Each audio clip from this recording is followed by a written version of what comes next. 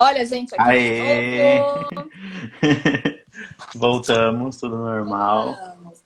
Gente, ó, se você deixar, a gente amanhece falando disso. Tem muito assunto. Tem muito assunto. Me lembram de onde nós paramos. A gente tava falando sobre a questão do vínculo, né? Sobre a Tá. questão do emocional com a mãe. E dessa produção de leite. Isso. Então, algumas cirurgias de redução de mama antigas faziam a cicatrização dos dutos lactíferos. As técnicas mais atuais não fazem mais isso, mas eu sempre gosto de avaliar, de apalpar, de massagear para mostrar para as mulheres que elas estão trazendo esse leite. Porque o que acontece, Gui, se tem dutos lactíferos obstruídos por cirurgia?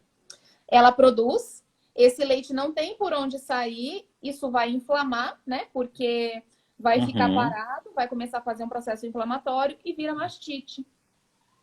Então, se a gente uhum, avalia de início, né, logo de cara, que realmente não está saindo, aí eu encaminho direto ou para o obstetra ou para o mastologista. Eu gosto de mandar para o mastologista, tá?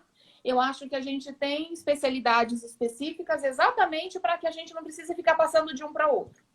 uhum, E aí a gente vai ver a melhor conduta. Porque o que acontece? Às vezes é uma questão só de fazer a supressão ideal para que saia, né? Para que rompa alguns dutos.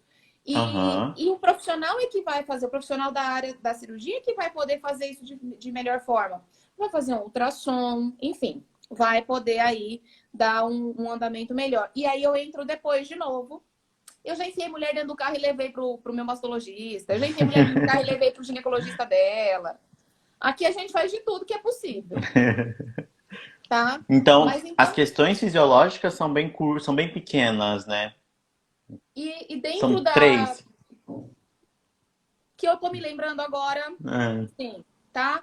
Mas o que mais pega na questão da amamentação, na questão da nutrição, é a estabilidade ou a instabilidade emocional, uhum.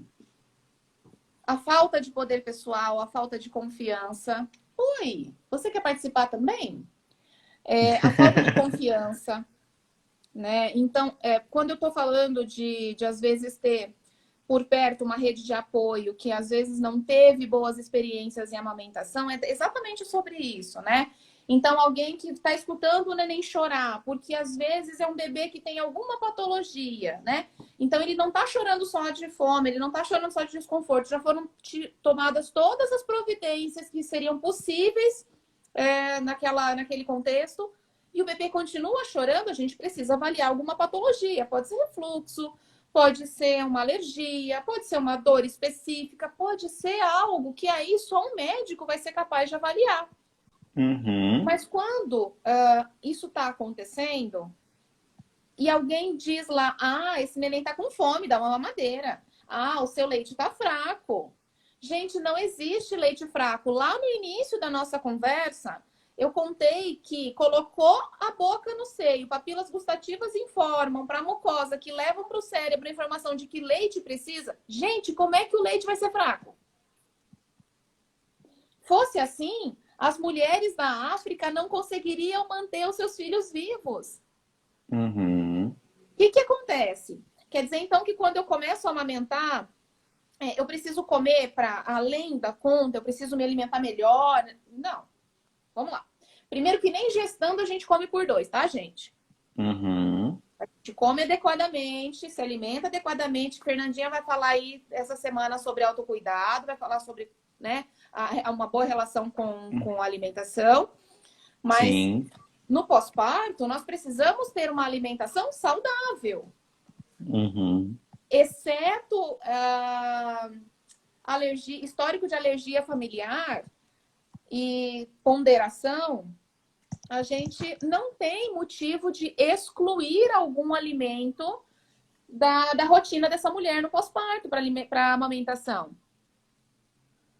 A Pamela está falando que concordo com você que é preciso estar disposta e disponível para amamentar, mas temos que tomar cuidado para não romantizar a amamentação.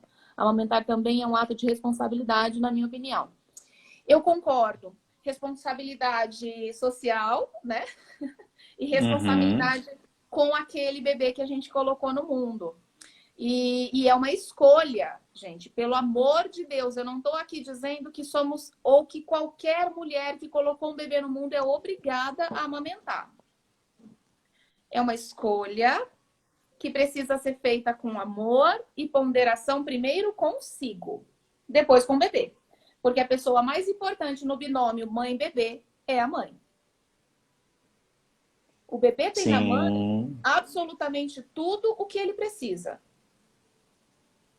A mãe tem a quem? Às Uhum. vezes nem a própria mãe. Às vezes nem a parceria do marido, parceiro ou parceira. Nem a compreensão, nem esse amparo, nem esse afeto. Portanto, uma mulher que está inteira, que está feliz, que está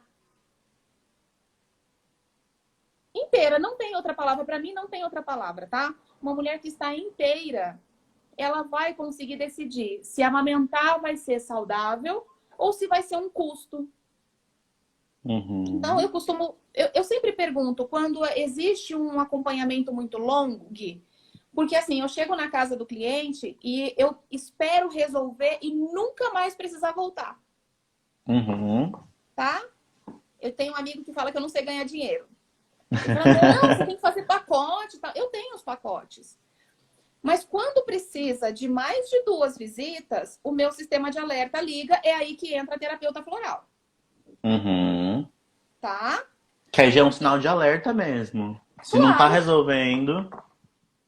existe algum problema maior por trás disso que eu não estou enxergando ou que eles não estão falando. Uhum.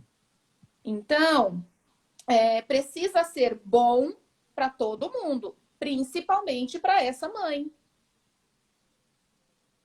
Então, é assim, eu tô com a pega correta, eu não sinto. Quer ver uma coisa que acontece muito? A dor não passa. Uhum.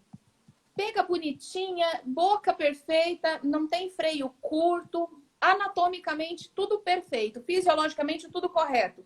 A dor não passa. Que dor é essa? Onde é que tá doendo e por que é que tá doendo? Qual Uhum. parte sua? Eu já perguntei isso para algumas mulheres. Qual parte sua não consegue se liberar para fazer disso um momento prazeroso? Ah, mas é que Uhum. eu preciso, eu tenho que fazer. Gente, eu não acredito que ser mãe seja padecer no paraíso. Eu cresci ouvindo isso, inclusive, na minha família. Eu não acredito. Primeiro, porque eu não acredito que a felicidade de alguém se construa na infelicidade de outra pessoa. O Uhum. custo da felicidade, da alegria dos dias de alguém não pode ser o preço para outra pessoa ser feliz. Como é que eu vou ensinar felicidade e boas escolhas para alguém que acabou de chegar no mundo se eu não estou fazendo uma boa escolha por mim? E é o que você disse, né? Depois, quando ela, se for uma menina e se ela foi ter o processo de amamentação dela, de passar o leite, ela vai passar essa tristeza, ela vai passar essas mesmas memórias para outra criança, né? Isso se ela conseguir fazer a escolha de ser mãe, Uhum. tá? Então, É é uma questão. profundo. É. É denso, eu falei para você. Aham. Então, existe sim baixa produção de leite materno?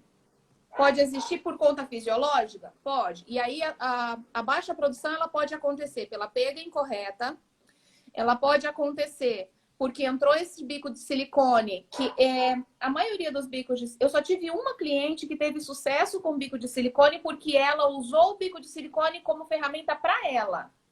Uhum. Ela conseguiu alcançar o poder pessoal, o empoderamento para amamentar o filho com o bico de silicone. E aí, o marido dela rodou Campo Grande, achou um bico de silicone que era tão fininho que nem parecia que era um bico, tá? E o bico de silicone, ele tem, naturalmente, a maioria das marcas, um bico muito protuso, Gui. O que Aham. acontece? Por que imagina-se que precisa desse bico. Quando o bebê sente uma pressão no céu da boca, ele fecha e a língua vem para fazer essa sucção. Isso a gente faz massagem. As fonoaudiólogas fazem lá no banco de leite. É só a gente ir lá e pedir. Tá? A Carol descobriu que meu bebê precisava da massagem na língua. A pega estava boa, sucção forte, sem língua presa, soltinha. Só tinha que massagear. Eu me lembro. Carol falou comigo e fizemos essa conversa por telefone. Porque o que acontece? Se o bebê nasce sem esse estímulo de sucção, sem esse reflexo, perdão, de sucção, a gente vai estimular para que ele aprenda que ele precisa, né, sentir algo ali e fechar a boquinha dele. O bico de silicone, ele faz essa vez de mamilo. Qual é o problema? Se ele tem um comprimento muito grande, ele não é anatômico, certo? Ele é uma borracha, ele não vai se moldar. Sim. Vai fazer com que a pega do que vem dentro do bico seja curta. Vai cair naquele lance lá do bebê que mama só o mamilo. Não vai ordenhar daqui para poder puxar leite lá da glândula, dos alvéolos. Tá? Então, o bico de silicone pode fazer com que a produção dessa mulher fique mais baixa, porque o cérebro vai entender que ele não precisa mandar tanto leite. Ele não tem uma demanda solicitando. Pode acontecer. Eu tive alguns atendimentos que foram, para mim, aprendizados incríveis. Pega correta, produção adequada, bebê perfeito, com sucção perfeita, a mãe super disposta, disponível emocionalmente, mas alguém, em algum momento do pós-parto imediato dela, disse que mas é que esse bebê é muito grande, vai precisar complementar porque ele vai sentir muita fome. Acho que esse leite não vai ser o suficiente. Isso ficou gravado na cabecinha dela e ela tinha certeza que o leite dela não era o suficiente. Gui, eu me lembro dela ter passado por uns 3 pediatras. Tá? A gente fez uma via crucis.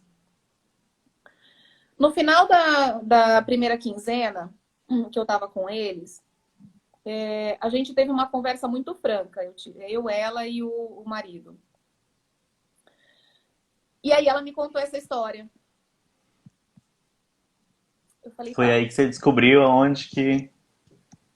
Eu falei, você topa tomar um floral? Não, o médico já me passou lá um remédio tal que aumenta a produção, tananã, tananã, tananã. Eu falei, tá. Mas você já falou pra mim que não gosta muito de medicação, você não quer tentar algo natural? O floral, ele vai fazer com que você consiga entender as emoções que estão acontecendo, lidar com essas emoções, vai te trazer mais equilíbrio, vai te trazer mais conforto. A gente faz uma fórmula que te ampare, que te conforte nesse momento e que te empodere. Gente, poder é o que a mulher tem. Você já viu uma criatura trazer pessoa para o mundo? Né? Não tem poder? É o poder da vida. E aí basta um cristão falar que... Uma frase. É uma frase. Às vezes em casa alguém fala, mas você tem certeza que você vai dar mamar de novo? Mas de novo essa criança... Gente, a criança só... Eu brinco que bebês dormem, mamam, fazem cocô e choram. Mamam, dormem, fazem cocô e choram. Fazem cocô, choram, mamam e dormem. Gente, é para isso que a gente nasce, né? E depois a gente vai adquirindo outras habilidades. Então, eu preciso que haja confiança. Primeiro vem a disponibilidade, vem a vontade, mas que haja confiança também. Que haja a querência, que haja a estrutura emocional para sustentar essa querência, né? Essa disposição emocional. Mas tem que ter confiança, gente. E esse bebê não ganhava peso. Ele começou a perder peso. Até que o médico falou para ela, então complementa. Os dois que era o meses que tinha anteriores, colocado na cabeça dela, né? Exato. Exatamente isso. Os dois médicos já tinham falado, né? E aí a terceira médica, que é uma apoiadora da amamentação aqui em Campo Grande, falou, então complementa, a gente faz translactação. Me perguntou se eu fazia, eu falei, eu ensino a fazer sem problema nenhum. E aí a médica e eu já tínhamos conversado com ela, já tínhamos falado isso tudo para ela, né? Que o corpo dela ia produzir. E aí ela falou assim, mas como é que eu vou saber que tá alimentando se até agora não tá? E aí eu falei para ela que ela precisava dar uma chance para si mesma. E acreditar que o filho dela tinha escolhido essa mãe para ele. Sim. Eu acredito nisso, tá? Eu acredito que isso isenta de qualquer religiosidade, por favor. Mas eu acredito que nós temos o privilégio de escolhermos os nossos pais. Então, numa configuração milenar, com um poder superior, com Deus, com Buda, com Alá, seja qual a denominação desse poder, nós nos juntamos e fizemos acordos e estamos aqui. Sim. Para eu escolher a minha mãe, eu e ela temos algo em comum e precisamos estar aqui. Eu sempre falo nos meus posts que eu sou muito grata pelos meus filhos terem me escolhido. Porque eu sou uma mãe que, né? Vai, filho, vai, voa, passarinho, né? Vai! Eu sou uma mãe que adora colo, que adora abraçar, tanto que eu fiz esterogestação. Eu ainda amamento o meu caçula, que vai fazer 3 anos, né? Que tá indo embora já de mim, que já tá liberando essa mãe da amamentação também. Mas que tô criando para que eles sejam pessoas independentes, autônomas. E eles me escolheram mesmo assim. Uma mãe doida, pancadona, que adora trabalhar. Né? Que às 9h18 da noite tá fazendo live falando de amamentação para outras mães enquanto eles estão no pai. Sendo amados, cuidados e acolhidos. Então a gente precisa acreditar nessa relação. Sim. O corpo, ele vai tirar da mulher a necessidade que o bebê tem. Então, sobre a alimentação da mãe, é importante que ela tenha uma alimentação razoável para que ela não fique doente. Porque o leite que o bebê vai consumir vai ser a necessidade dele. Exatamente. Nath, já que você falou de desmame, que está começando esse processo, então vamos falar de desmame natural. Vamos falar desse processo de acho que é o processo que você defende, né? De desmame natural. Ai, Gui, eu sou uma bruxa, viu? Porque assim, a ideia de desmame natural é a ideia da condução do desmame pelo bebê. Pelo toddler, né? Que naturalmente vai acontecer depois dos 2 anos. Então vamos lá. A Organização Mundial da Saúde preconiza a amamentação, o aleitamento materno exclusivo até os 6 meses de idade, sem a necessidade da introdução de água, chás, sucos ou quaisquer outros alimentos, inclusive os sólidos. E a amamentação em livre demanda complementar até os 2 anos ou mais. Tá? Uau, mais 2 anos ou mais. Mas e como é que a gente faz se nós temos uma licença maternidade no país de 4 meses? É possível. Não estou romantizando. Não estou dizendo para você que é porque eu sou a the best of. Mas o que acontece é que nós não nos informamos, nós não procuramos saber quais são os nossos direitos. Né? Os meus filhos estudaram e o pequenininho ainda estuda numa EMEI, né? Numa creche pública do município. O meu primeiro foi em amamentação exclusiva. Não, ele já estava comendo. Ele estava comendo, mas estava naquela fase antes de 1 ano, que come, mas brinca, né? Então, o leite materno, ele é o alimento do bebê, Guilherme. Ele é a base alimentar até 1 ano. Quer dizer que dos 6 meses a 1 ano, o bebê não tem a obrigação de comer. Porque o leite materno vai ser a base da nutrição dele. Só que o que acontece? A gente não aprende a ordenhar, a gente não tem o aprendizado do armazenamento do leite materno. A gente não sabe que a gente tem direito de exigir que as escolas, creches, EMEI, centros de educação infantil precisam terem lactarista e um lactário. E não é só para fórmula, gente. Interessante. Aqui no município, existe o lactário no berçário, né? Que é Uhum. as salinhas que as crianças entram lá com 4 meses, eu acho que ficam até 1 ano e 3 meses, vai depender do tamanho e da coordenação desse bebê. E tem lactarista. Só que o que acontece? O poder público não investe na orientação desses profissionais. E aí, como era meu primeiro filho na instituição, eu só falei que ele não ia consumir nenhum outro tipo de leite e não mandei mamadeira. Bati o pé e falei que não. E que não era para oferecer nenhum tipo de fórmula, nenhum outro leite, que eu mandaria a fruta, então, já que a hora da mamada das outras crianças poderia ser caótico para os profissionais. Foi incrível. Eu e o pai dos meninos conseguimos fazer uma revolução. Nós tiramos refrigerante, doces, tudo que não, né, todinho, essas coisas, porque vinha pela prefeitura. E aí, a Aham. instituição, a gente começou a fazer dia da fruta, enfim. No segundo, o meu segundo filho foi diagnosticado com APLV, um pouco antes de entrar para a creche. Ele tinha alergia à proteína do leite de vaca. Uhum. Ele tomava outro tipo de leite? Não. E aí, falando de alimentos, o leite de vaca é um dos alimentos que cai na corrente sanguínea e pode fazer com que o bebê reaja de forma alérgica. Então, nós temos aí a galera dos embutidos, ovos, leites, oleaginosas, frutos do mar. E a gente tem como saber se isso vai acontecer? Não. Eu já vi profissionais da pediatria com laudas inteiras pedindo para tirar um monte de coisa. Do Nossa. feijãozinho nosso de cada dia, a Uhum. Coca-Cola gelada da mãe, que às vezes é o único prazer que ela vai ter no puerpério. É Nossa. justo? Não é justo. Gente, você já está privada da sua mobilidade. Você já está privada do corpo que você tinha. Você já está privada de tantas coisas que te dão prazer. Você vai ser privada de comer o que gosta? Uhum.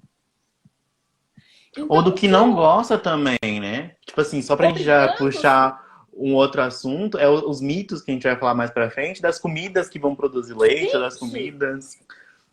Obrigar a mãe a comer outras coisas, né? né? Come broto de feijão, que broto de feijão dá leite. Come milho verde, come canjiquinha. Gente, eu tive amigas que quando comiam canjiquinha, que é um ensopado de milho com carne moída ou carne picadinha, se enchiam de leite. Mas aí a gente vai olhar para a história, a memória afetiva do paladar daquela mulher.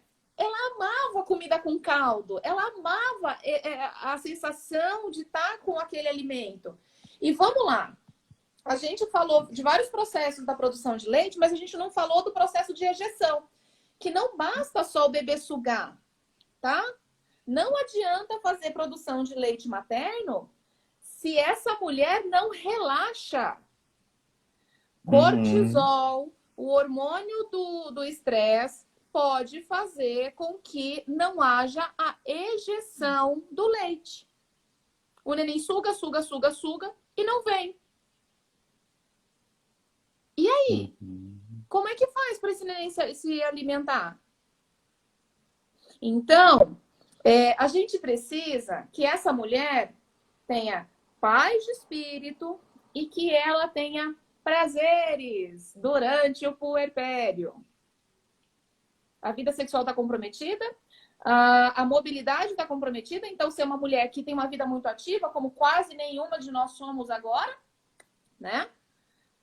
Trabalhava, tinha aí a sua rede de amigos, a sua rede profissional. Então, ela está no momento de ausência dela mesma. Uhum. Então, a gente tem que proporcionar para essa mulher momentos prazerosos. Sim. Aí, eu chego lá tá? Uma das avós ou uma tia, com aquela bacia de canjica. Gente, eu adoro canjica, tá? Vai entrar junho, a gente não vai ter festa junina, não vai vir julho, não vai ter festa junina. Mas quem fizer canjica, me chame que eu adoro. Eu vou levar meu potinho lá para comer. Mas a canjica, ela tem uma conotação maternal. Qual é a base da canjica depois do milho? Eu não sei, eu não como canjica. Leite. Uhum, O que é o leite? O nosso primeiro alimento. sim. Então, eu tenho memória afetiva de quando eu era amamentada, me sinto acolhida, me sinto amada, e aí eu relaxo. Minhas mamas enchem. Eu fico plena, né? Porque eu estou com todas as outras questões, teoricamente, em dia, e a coisa Uhum. flui. E aí foi a canjica da avó que fez com que o neném se alimentasse adequadamente. Uma outra questão alimentar, tá? A TT tá falando do terrorismo alimentar. Puépera vive vários terrorismos, inclusive alimentar. Não pode comer feijão e não pode comer repolho e não pode comer isso e não pode comer aquilo. Eu sou uma pessoa que aprendi a deixar o feijão de molho no mínimo 8 horas antes de cozinhar. Por conta dos fitatos e dessa fermentação natural que esses grãos têm. Porque se eu Uhum. pegar o feijão, lavar, né, e puser na panela e comer, colega, Sim, eu sinto dor. sim. Aí, vamos voltar lá nos tempos antigos, na nossa bisa, da nossa tataravó, que acontecia o seguinte. Lembra lá atrás que a gente falou que o bebê sente o que a mãe sente? Uhum. Então tá bom, existe essa conexão simbiótica e emocional. Vamos lá.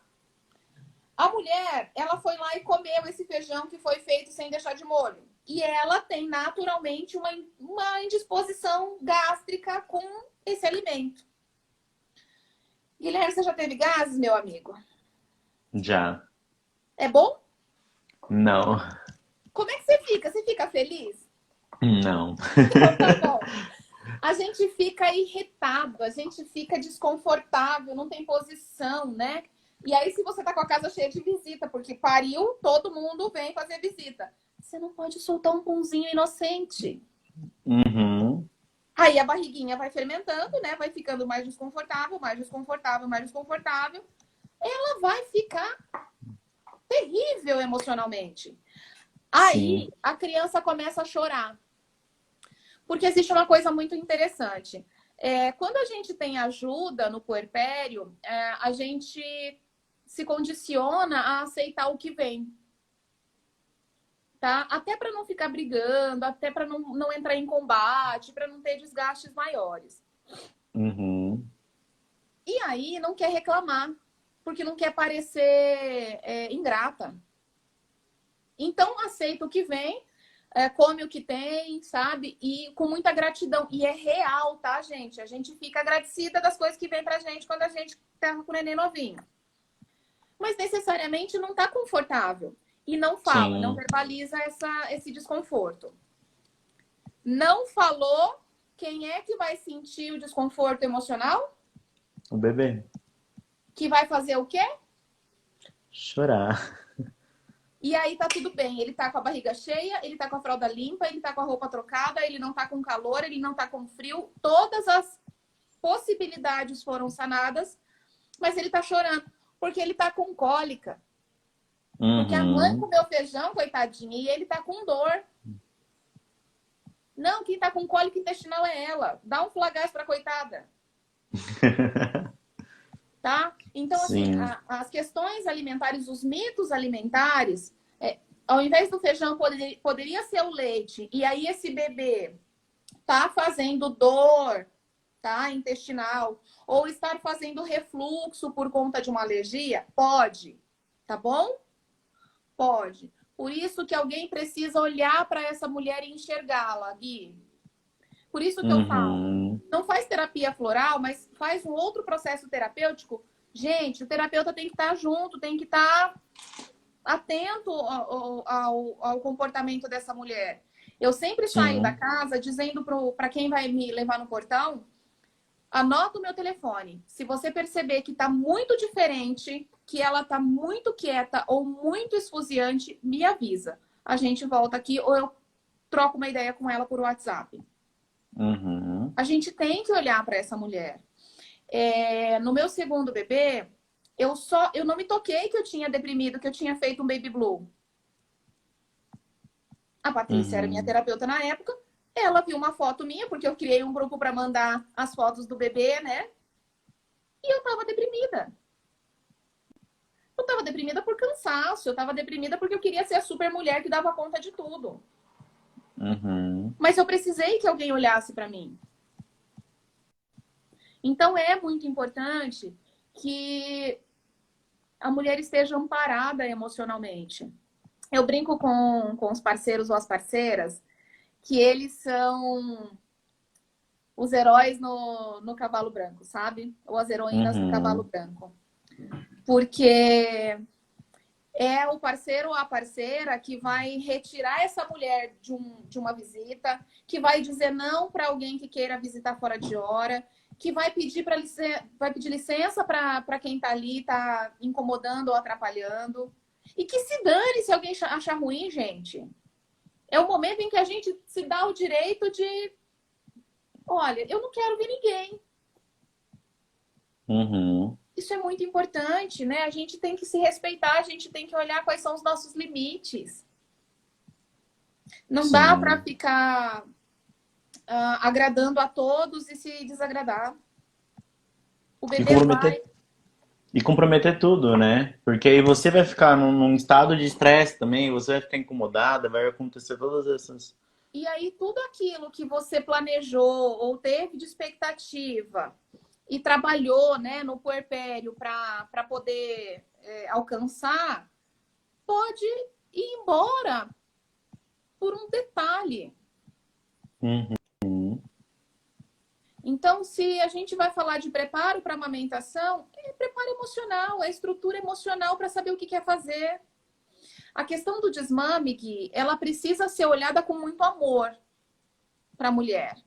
Porque o desmame natural, ele vai acontecer em algum momento. Para alguns bebês, eu já vi bebê com 18 meses começar a espaçar de um mês para o outro, fez um mês e 7, um mês e 8, mamou quase mais nada e começou a mamar só 2 vezes ao dia e parou. Mas eu já Uhum. vi mulheres e crianças com 6, 7 anos mamando. Tem certo e errado? É normal ou anormal? Ninguém está aqui para julgar isso. Existe a necessidade emocional de cada um. Sim. Eu costumo dizer, por aprendizado, que a gente tem que saber quem é que está mamando em quem depois dos 3 anos de idade. Uhum. Se é o bebê que está mamando na mãe ou se é a mãe que está mamando neste bebê. Desmame do bebê ou desmame da mãe? Dos dois, TT. Porque a gente precisa entender qual é a relação e o vínculo que se criou entre mãe e filho. Já viu neném que não dorme à noite, Gui? Você tem algum amigo ou alguém da família que reclama que neném não dorme à noite? Já tem ano e não dorme à noite? Já vi, aham. A Laura Gutman, que é uma escritora que fala muito de maternidade, fala muito bem, eu tenho um carinho enorme por ela, fala que os bebês podem não dormir à noite por alguns motivos. Olha que coisa mais incrível. Bebês são os bichinhos mais solidários do planeta. Pode ser que o bebê não durma à noite porque a mãe tem medo do bebê ter algum problema respiratório e morrer. Olha. Tem um bebê que não dorme à noite Porque a mãe ainda não está pronta para voltar para as obrigações nupciais, que eu detesto esse termo, tá bom? Que ninguém tem obrigação com ninguém. Uhum. Mas ela não está pronta para voltar à vida ativa sexualmente. E não sabe como dizer isso para o parceiro ou para a parceira, não sabe como conduzir isso, ainda não está confortável. E aí são questões emocionais, né? Sim. Tem bebê que não dorme à noite porque precisa dar a segurança para a mãe do amor dele por ela, porque essa mãe está desnutrida emocionalmente. Uhum. E aí, eu recebo no consultório pessoas me procurando para dar floral para o bebê. Porque o bebê não dorme à noite, ou porque o bebê mama muito, ou porque o bebê não sai do peito, ou porque o bebê não fica com outra pessoa. E aí eu tenho uma condução, tá? Até 7 anos eu trato mãe ou pai, ou mãe e pai, ou o cuidador mais próximo dessa criança. Uhum. Por conta do vínculo. Até os 2 anos, obrigatoriamente, eu vou tratar mãe e bebê. Se existe a mãe, mesmo que não biológica, tá? Existe a Uhum. construção do vínculo com mães adotivas. Por quê?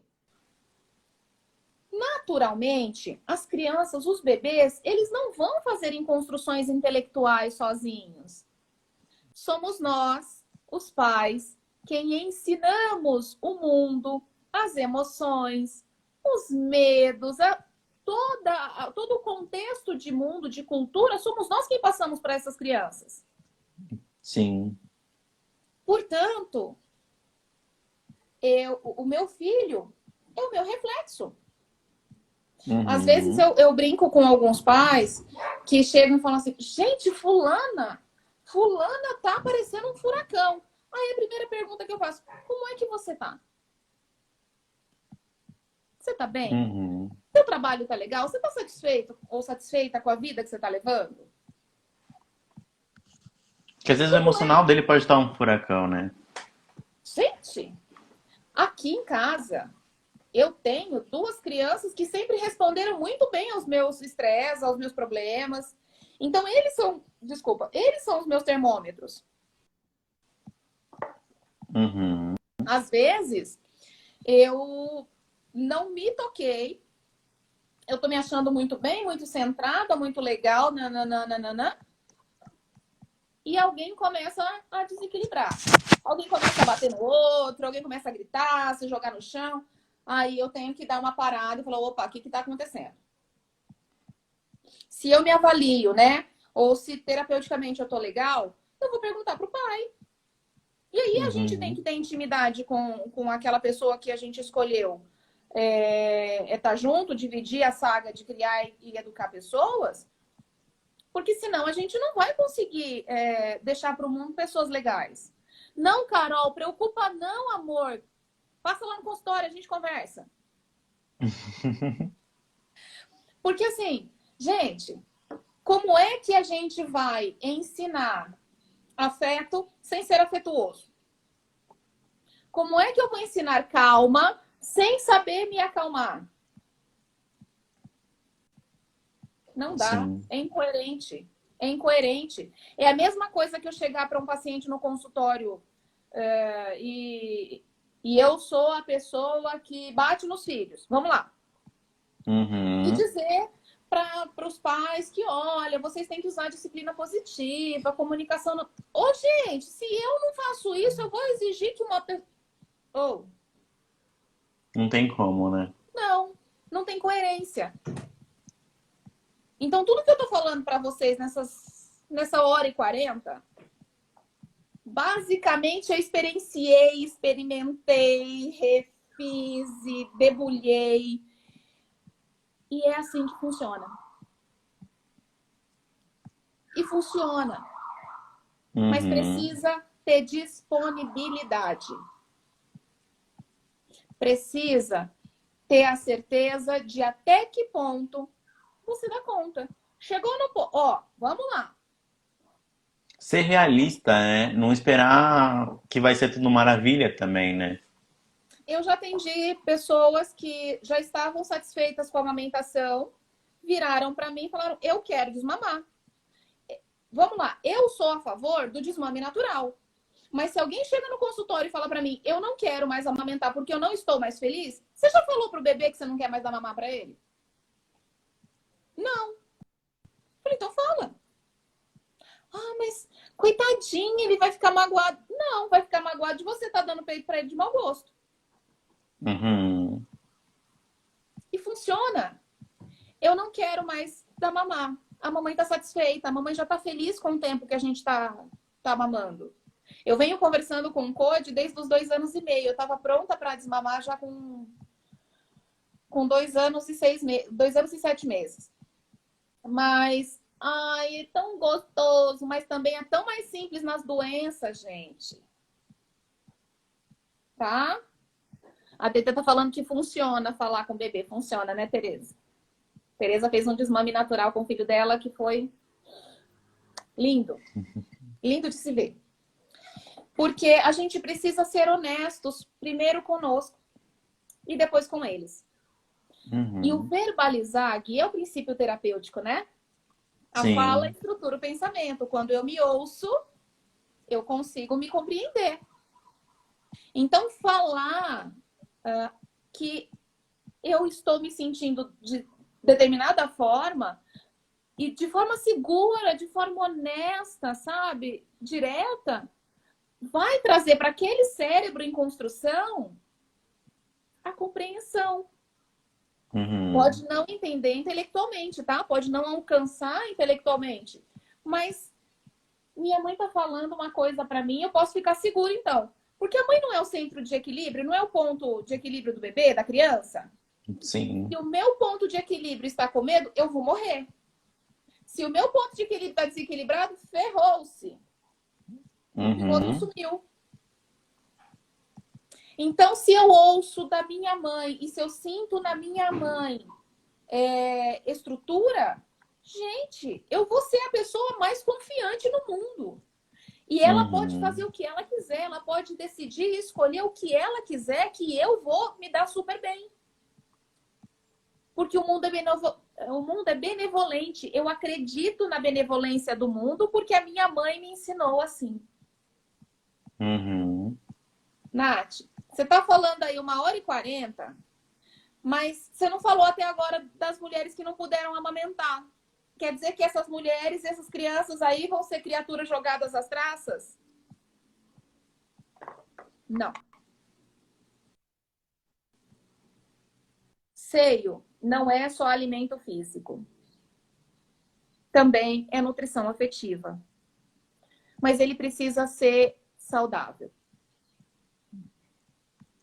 Tem uma frase muito pesada, mas muito real. Antes, uma mamadeira recheada de amor do que um seio Uhum. doente. Sim.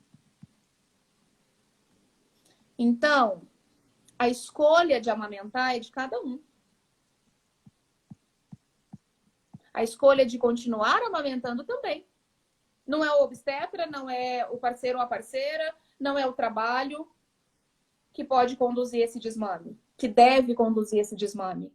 É a mulher, primeiro, e em acordo com o filho ou a filha. É muito importante limites. E aí, como é que eu vou aprender sobre limites, ensinar sobre limites, se eu não aprendi a dar limites? Gente, eu não sabia sobre limites emocionais até fazer terapia floral. Sim. Eu era uma pessoa que dizia amém para tudo. E me danava, né? Porque a gente Uhum. vai se dando, se esgotando e então precisa se conhecer, precisa saber até onde dá conta de ir. E assim, não deu conta, grita, pede ajuda, gente. E Ah, mostrar que tá tudo bem também, né? Que a gente não é super-herói, a gente não vai poder pegar essa síndrome de super-herói e achar que vai resolver tudo, eu né? falo para as mulheres que têm uma com uma composição parecida com a minha, porque eu sou a pessoa que vai até onde não tem mais, tá? Uhum. Eu falo pra gente tirar a roupinha de super-heroína, colocar num saquinho daqueles a vácuo e guardar. Uhum. Pede ajuda, aceita a ajuda que vem. Esquece que alguém pode te julgar, porque o julgamento ele vai vir independente de você fazer aquilo que você acredita ou não. Porque nasceu uma criança, nasceu o direito do outro de julgar a mãe, a família, as Sim. escolhas. Então, escolha por você. Escolha pela sua possibilidade naquele momento. Não é possível fazer qualquer pessoa feliz se a gente não estiver bem, se a gente não for feliz.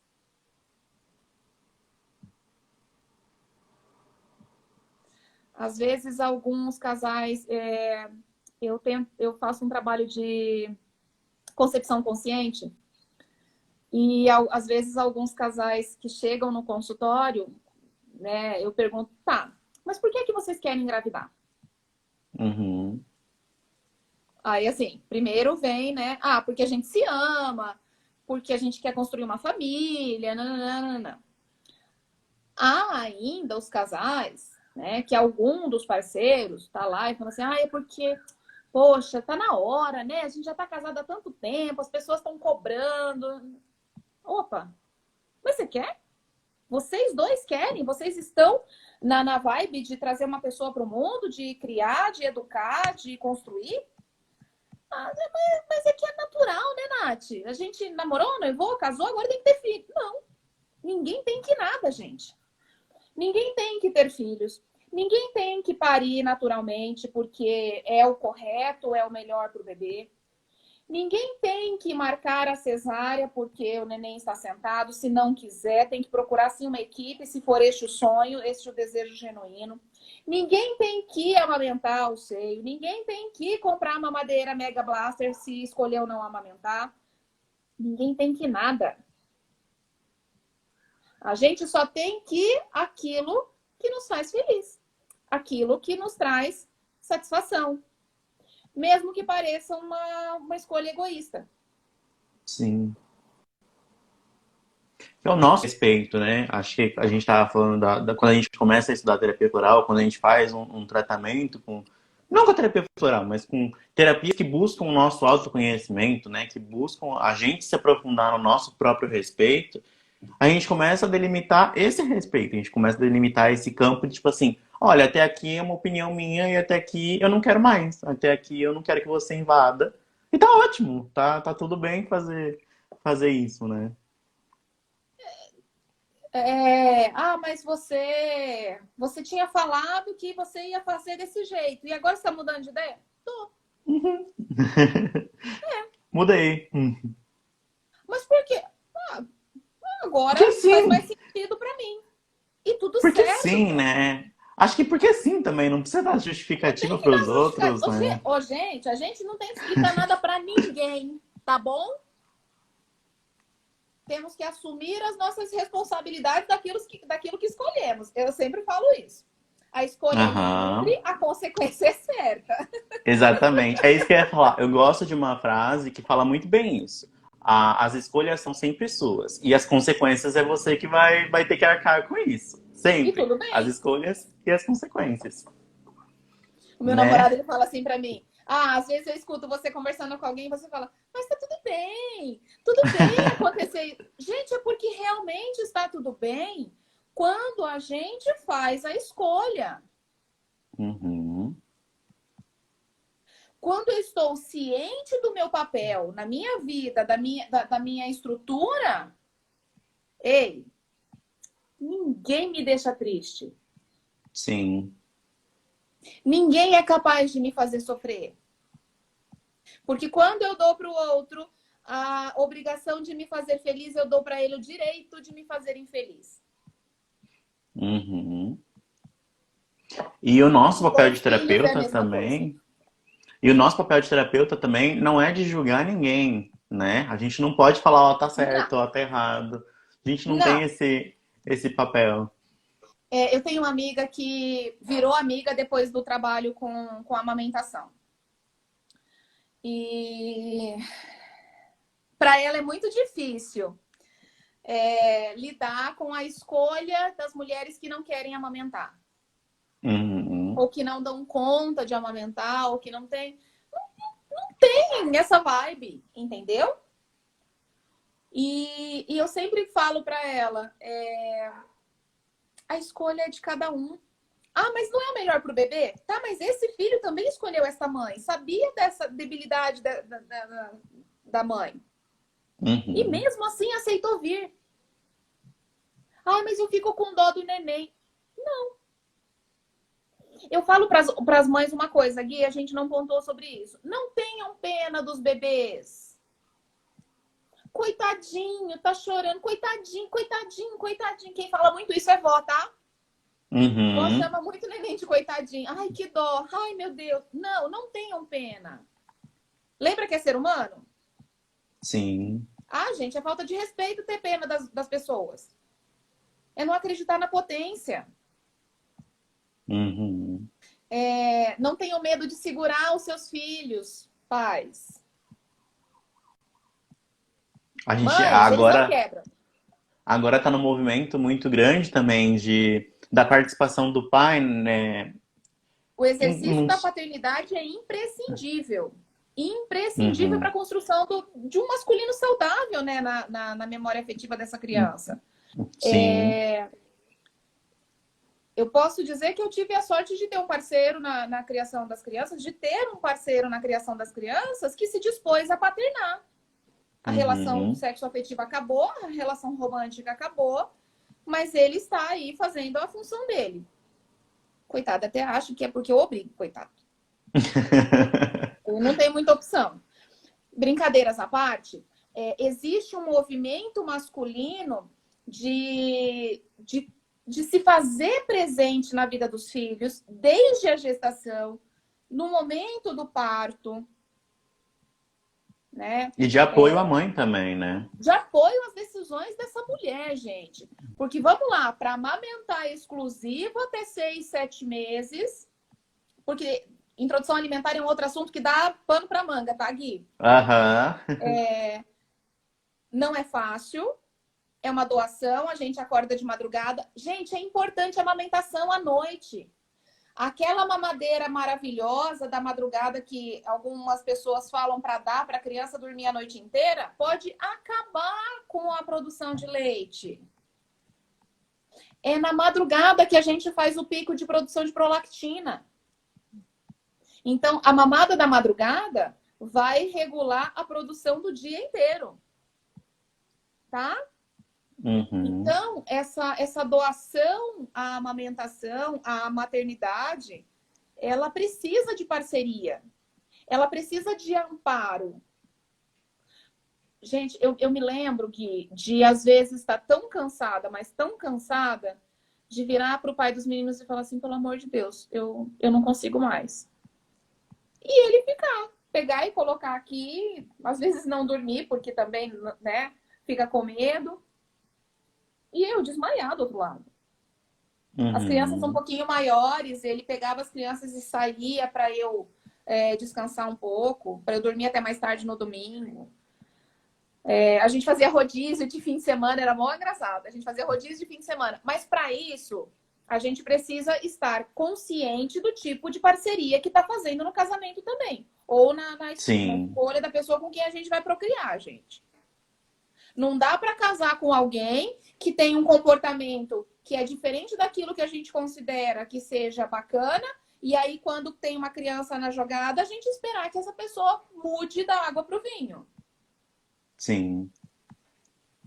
Não vai colar. Vai dar briga, Uhum. vai ser um problema, porque, bom ou mal, o primeiro ano de uma criança pode sim ser o pior ano do casamento, da relação sexoafetiva, da relação romântica. Porque Uhum. vai existir um intruso na história. Alguém que Sim. demanda atenção 24 horas. Acordo pré-nupcial. Rola, gostei dessa, TT. É importante a gente fazer os combinados antes das coisas acontecerem. Tá, Nath, mas e se foi uma gestação que não foi planejada e aí a gente resolveu? Aí eu acho que a gente tem que entrar com compaixão, terapia e muita paciência. Com diálogo também, né? Sempre. A Gente, conversa que. são duas pessoas com criações diferentes, com conceitos de vida diferentes, conteúdos internos diferentes, né? Tudo diferente. Uhum. Que vão se juntar para fazerem uma família, para formarem uma família, trazerem pessoas ao mundo.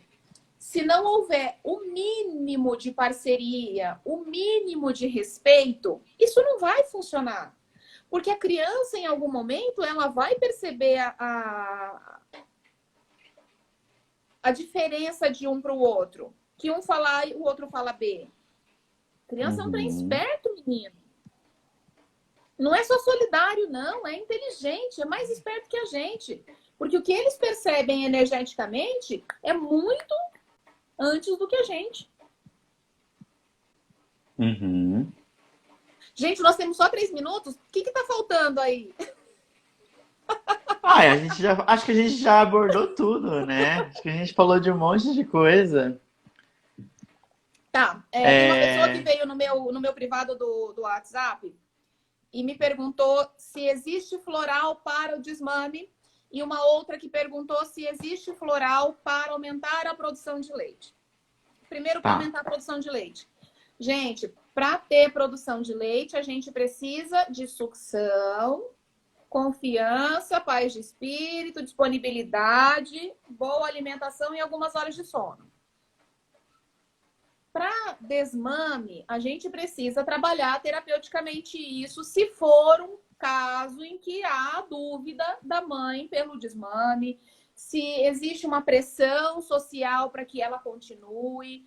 Enfim, a Florais Filhas de Gaia tem um composto chamado desapego. Eu me lembro que eu tomei desapego na minha primeira intenção de desmame com o mais velho, porque eu estava gestando. E eu amamentei ele até 5 meses, 12 dias, 2 anos, 5 meses e 12 dias.